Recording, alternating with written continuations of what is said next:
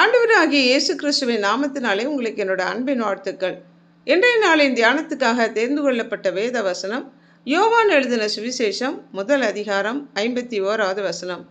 பின்னும் இயேசு அவனை நோக்கி, வானம் திறந்திருக்கிறதையும் தேவதூதர்கள் மனுஷகுமாரனிடத்திலிருந்து ஏறுகிறதையும் இறங்குகிறதையும் நீங்கள் இது முதல் காண்பீர்கள் என்று மெய்யாகவே உங்களுக்கு சொல்லுகிறேன் என்று நாத்தான்வேலிடம் சொன்னார்.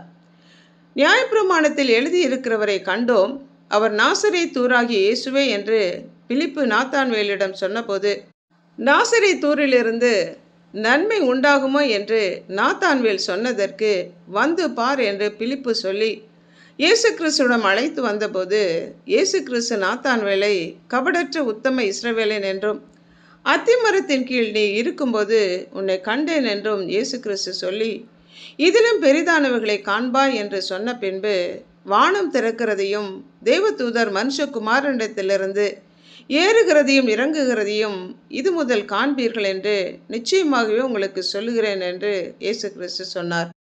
யாக்கோபு பெயர்சேபாவை விட்டு தன்னுடைய மாமன் வீட்டுக்கு போகும் வழியில் ஒரு இடத்திலே இரவு தங்கி கற்களில் ஒன்றை தலையின் கீழ் வைத்து தூங்கும்போது ஒரு ஏணி பூமியிலே வைக்கப்பட்டு அதன் நுனி வானத்தை எட்டி இருந்தது. அதிலே தேவதூதர்கள் இறங்குகிறவர்களாகவும் ஏறுகிறவர்களாகவும் காணப்பட்டார்கள். அதற்கு மேலே கர்த்தர் நின்று, நான் உன் தகப்பனாகிய ஆபிரகாமின் தேவனும் ஈசாக்கின் தேவனும் ஆகிய கர்த்தர், நீ படுத்திருக்கிற இந்த பூமியை உனக்கும் உன் சந்ததிக்கும் கொடுப்பேன் என்று கர்த்தர் யாக்கோபுக்கு வாக்கு அருளினார். அதை இங்கு இயேசு கிறிஸ்து குறிப்பிட்டு, பரலோகத்திலிருந்து பூலோகத்திற்கு இறங்கி வந்தவர் ஆண்டவராகிய இயேசு கிறிஸ்து என்றும், பரலோகத்தையும் பூலோகத்தையும் இணைக்கும் ஏணி தானே என்றும் அவர்களுக்கு தன்னை வெளிப்படுத்தினார்.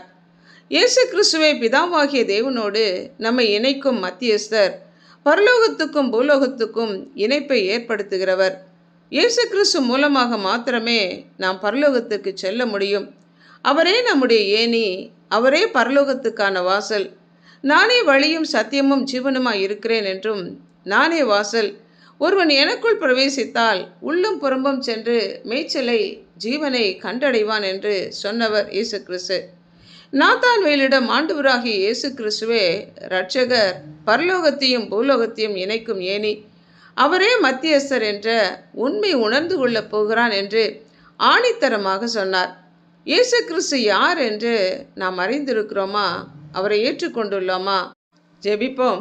அன்புள்ள ஆண்டவரே, பரலோகத்திலிருந்து இறங்கினவரும் பரலோகத்தில் இருக்கிறவரும் பரலோகத்துக்கு ஏறினவருமாகிய மனுஷகுமாரனே, பிதாவின் சித்தத்தை நிறைவேற்றி முடிக்க எங்களை பிதாவாகிய தேவனோடு ஒப்புரவாக்க ஏணியாக இருப்பவரே, மனிதனாக இந்த பூமிக்கு இறங்கி வந்து எங்களுடைய பாவங்கள், எங்களுக்கு வரவேண்டிய தண்டனை அனைத்தையும் நீர் ஏற்றுக்கொண்டு உம்மையே ஜீவ பலியாக ஒப்பு கொடுத்து பிதாவாகிய தேவனிடம் எங்களை சேர்த்த தயவிற்காக நன்றி செலுத்தி எங்களை அர்ப்பணித்து இயேசு கிறிஸ்துவின் நாமத்தினால் ஜெபிக்கிறோம் பிதாவே.